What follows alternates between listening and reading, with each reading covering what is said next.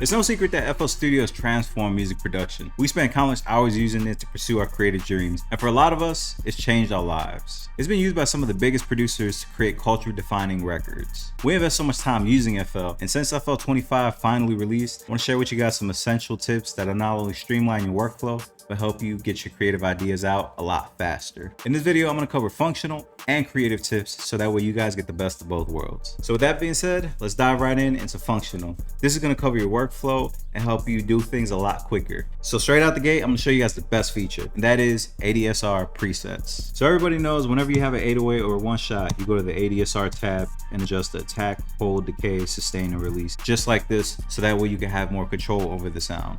Well, you actually don't have to do that anymore because you can create your own presets by going to this tab and boom, just like that, 2 clicks.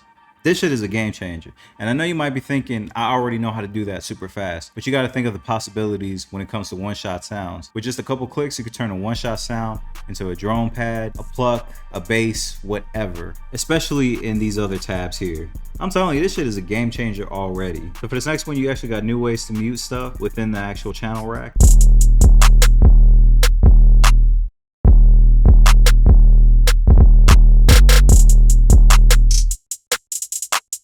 This next one is also a game changer because you can add mixer tracks with just a click of a button. If we wanted to have a mixer track in between 2 and 3, we would go to an empty one and then just drag it like this. But now you don't have to do that because they have this button and you could add some empty ones, so that way you can add your additional sounds here, and that way you have your separate sounds. So this side could be melodies and this side could be drums. It makes stuff a lot easier to work with. Now speaking of mixer tracks, a quick little hack that you could do is double click and drag, and this will automatically select different mixer tracks. So now you can move them with ease.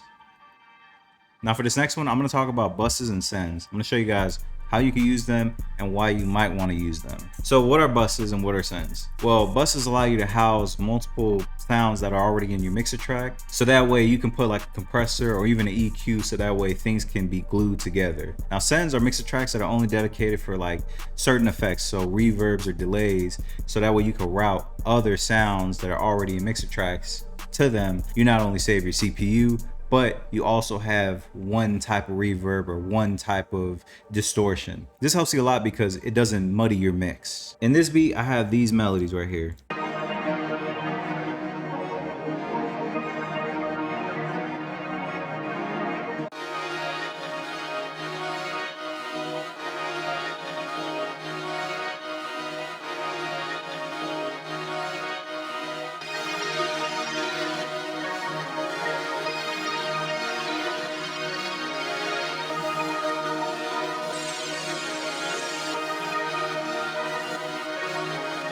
These drum sounds and melodies actually come from the new Southside pack, so definitely go pick that up. I don't think you would approve if you found out I was using the devil Fruity Loops. Quick explanation, I have these 2 sounds. One of them is processed completely differently than the other one. I'm using a send so that way they both have the same reverb. In order to do that, all you have to do is just link them to this mixer track by hitting this bottom little selection down here. This is like a dry wet knob, so this is gonna feed into that sound. This sound is completely wet, there's no dryness, so the amount that I feed into here is pretty much gonna go into overdrive into the sound. This is just so the mix not only has one reverb, but my computer doesn't tweak out if I use like an Arturia VST reverb or something like that. Now with buses, we're gonna use these drum sounds.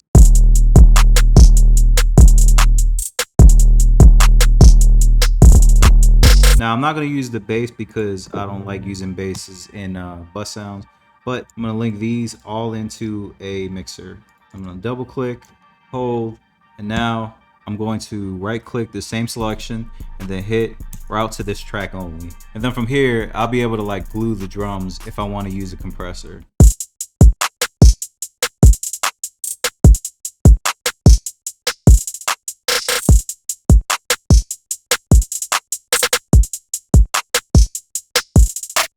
Now you hear how the drums sound a little bit more together and glued. but they feel a little bit fuller. It's because I have a compressor on here. Most times I might not use a bus for drums unless I'm using like drum breaks, or I have like a certain way that I want to glue the drums. I'll use buses for like melodies, so that way all the melodies sound together and glued together. Now for this next one, I'm gonna show you guys how to create templates. Now I want you to be open-minded because it might actually help you on days that you don't feel creatively inspired.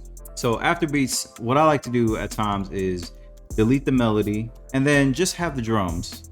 So I'm gonna mute these sound effects and I got these drums. It's a pretty solid pattern. I like the pattern. So what I'll do is I'll go over here to file and then I'll hit save as a template. So let's just boom, put this and then put Splice temp. Boom.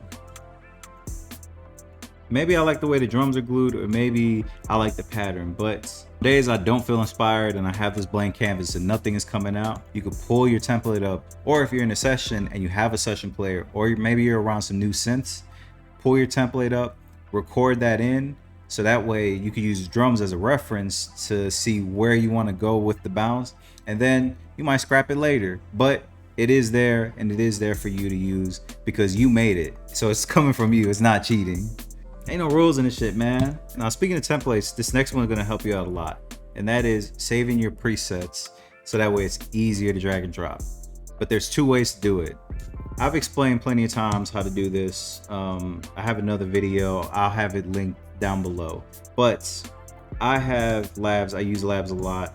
And whenever I drag it in, I automatically have this preset popping up. Here's how you can do it too. I'm gonna use Flex for this. So as soon as I open up Flex, it's gonna go to a preset that I use quite often, the stage grand piano. But say I don't want that preset. So all I would have to do is open up my folder where my VSTs are and find a preset that I want to automatically open every time. Let's say I like this preset.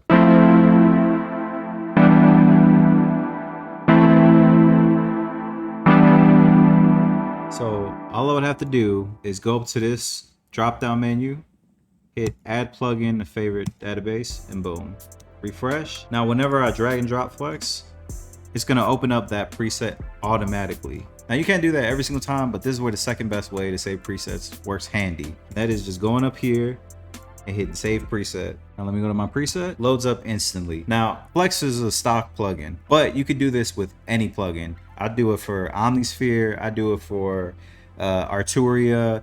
Pretty much every VST, I go through a whole bunch of sounds and pick my favorite ones and save them as presets. So that way I know exactly where to go to. And if I want to venture off, which most times I do, after I use that as a starting ground, I'll choose a different preset or I'll search through the endless sounds that we have in our library. So those are a couple functional ones that'll not only make things easier for you, but they'll streamline your workflow. Now we can get to the creative ones. Now for the first one we're going to touch on is called Deverb. This actually uses AI to eliminate the reverb from any sound, and it's actually super powerful. So I have this sound, and I like the sound, but maybe I don't want the reverb on it. All I have to do is go to this left corner, click, and then click Deverb. It's going to give me a choice between general and voice. General is pretty much any sound, voice is obviously voice. After it analyzes it, it gives you a mix between the process and the original. So this is the process sound, and this is the original. Now I got this. And then I could just cut this down, as opposed to just cutting it down like this. It sounds like as if I actually recorded the sound. This is actually a very powerful tool because if you record sounds, or say you record a voice and the room has a little too much reverb, you could actually eliminate that with just a couple clicks. Now I can show you guys this beat. I had this 808 playing, right? But originally it sounded like this.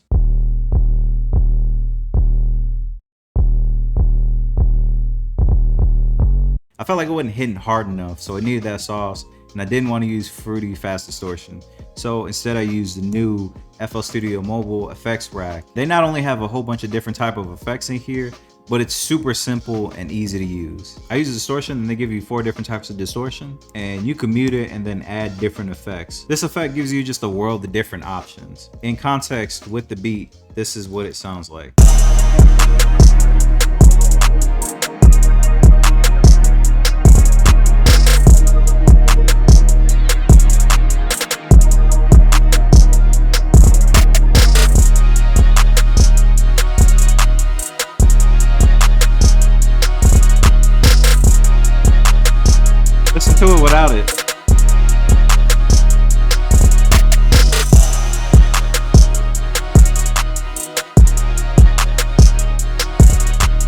doesn't give it as much life. It just makes it feel a lot more massive. I'm definitely gonna be using that VST a lot more. Now, you know I can't close out this video without showing you guys super sauce, and that is how to do those salsa hi-hat rolls with the paint tool. It's actually very easy. So in order to enable it, all you have to do is go to option, go to general, go down, and then make sure monophonic painting in the piano roll is enabled. Select the first paintbrush, and this is gonna allow you to do this. Go up and down with your hi-hat rolls. So the best way to approach it, I feel, is to build your drums around the two-step hi-hat roll, so that way you could build a pocket and then use the paintbrush tool to create that bounce, so that way it sounds a lot crazier. This is what the drums sound like with just a regular two-step pattern.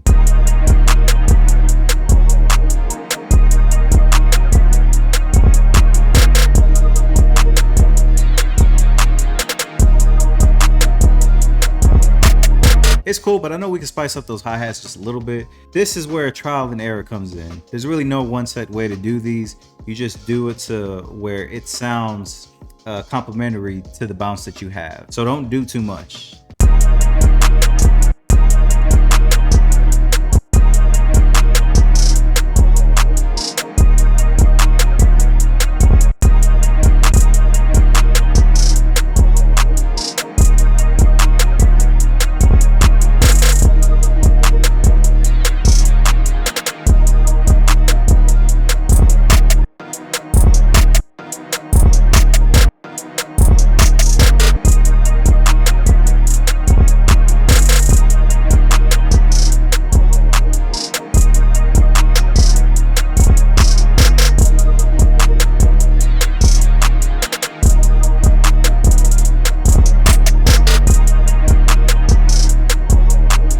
I think that sounds pretty good, at least so far. I like this idea.